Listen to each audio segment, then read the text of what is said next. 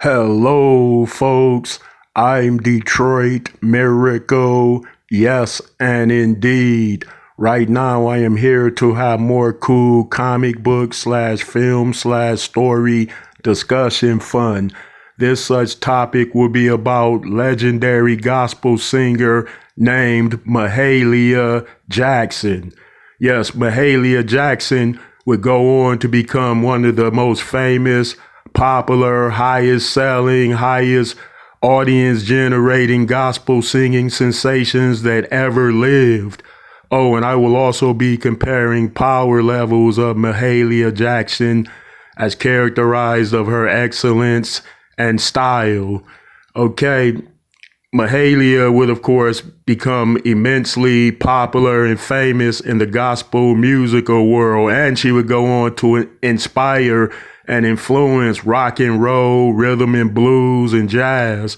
So she had a major influence over other genres of music in terms of people liking her music and drawing inspiration from it, and meaning other artists that went on to become great. They listened to her music and they found it remarkable.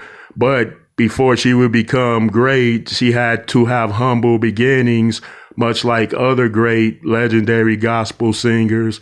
So Mahalia Jackson originally was raised in New Orleans. She was born in New Orleans, and then she eventually moved to Chicago, where her gospel career started to take off more.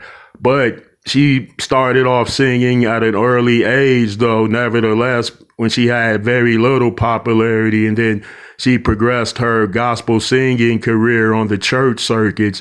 So she grew up under hardship and struggle. She was extremely poor, her family, and she lost her mother at an early age.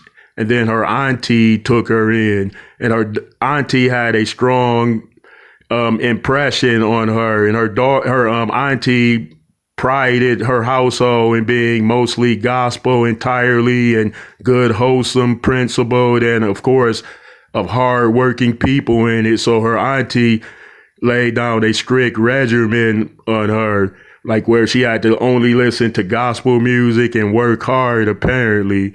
But Mahalia loved gospel music. She loved singing in the church.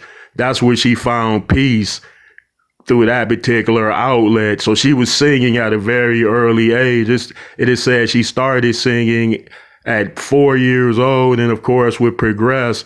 And she would later go on to join other choirs, and in all the choirs, she would be named the lead and head soloist. So she was the best singer in the group, all the groups that she joined before embarking on an illustrious solo career where she would produce at least 30 studio albums and live albums over a career that spanned decades. But during the humble beginnings, she started off singing in church.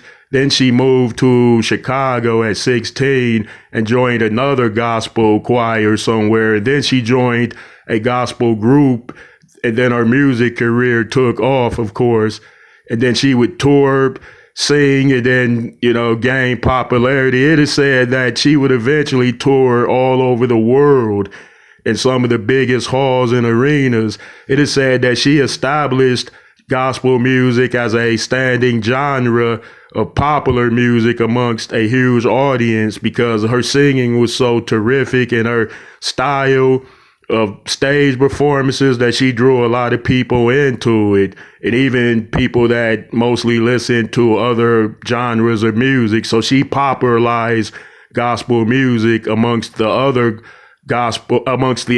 types of genres of music. So she made gospel also a preferred amongst listeners. So she went on to join gospel group, and she toured. She had success on the road. She contributed much to all the groups she grew with and expanded with in terms of fame and status. And then eventually she left the groups and decided to go solo. She caught a major break in the industry like many of the other legends did, and she utilized that opportunity.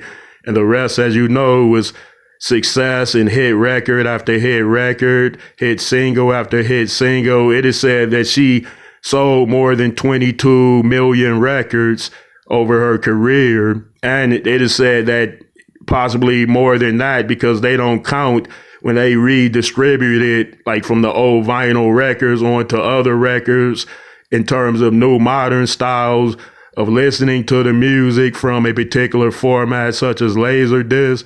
So she might have sold more millions of copies because she was a popular, iconic gospel singing sensation. And of course, her power levels are her immense voice, her immense stage presence, her immense presence in the civil rights movement, as she stood with Dr. Martin Luther King, of course. And she held many fundraisers. She stood as one of his most trusted allies in that time, of course. She's a powerhouse of a super selling artist, a super inspirational artist on stage, and a graceful, kind person. All right, folks, let me know how you feel about this one.